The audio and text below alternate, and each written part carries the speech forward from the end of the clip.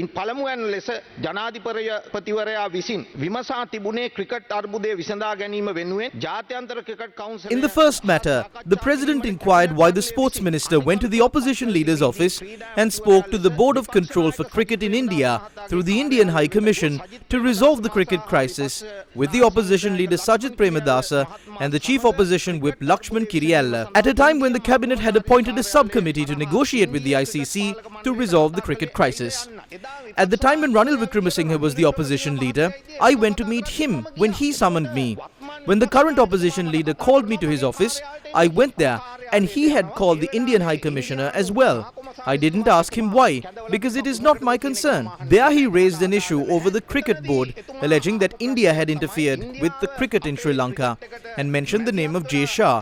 And he called me to ask if there was any concern for the interim committee appointed by the government regarding the matter with J. Shah in carrying out their duties with the BCCI or the ICC. I held talks and returned. They said that I did not answer when this matter was raised yesterday, but I explained this. I only knew the reason the opposition called me after I went there. If other leaders can hold talks with the opposition leader, why is it wrong for me to do it? The cabinet subcommittee was appointed to formulate a new sports law. Initially, it was not tasked with holding talks with the ICC.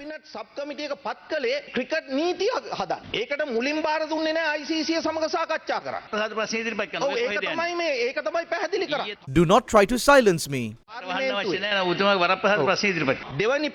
The second question was that a majority of the people included in the list of names in the cabinet paper proposed by the subject minister to receive Mahaweli Authority property were close associates and relatives of mine. There is a large group of people within the cabinet that do not engage in business with Sagala Ratnayaka. They will speak the truth and reveal what has truly happened. This is the cabinet paper that I approved. In the list that was tabled, there are names of 4 people who asked for petrol sheds and a temple that requested land for cultivation as part of a project. The President also said an island will be built on the Mahaweli River and asked for that land. So I directed all of it for cabinet approval. This is the reality. So I have no reason to fail to respond to these. Your sacking is regrettable, but I too sent you a proposal for a petrol shed, but my name is not included in that document. That is regrettable.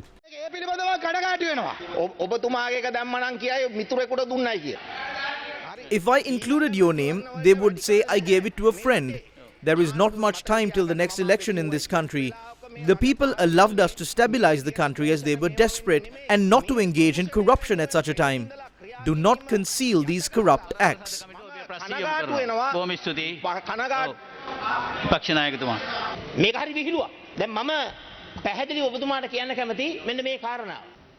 This is a joke. The Indian High Commissioner was having a discussion with me at the opposition leader's office. At that time, I thought of making use of this opportunity to call Minister Roshan and attempt to lift the cricket ban. It was not a political conspiracy.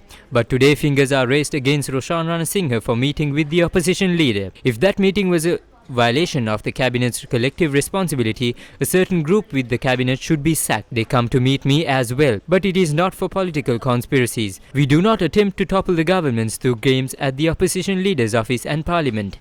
We will only obtain government power through a public mandate and with the people's strength.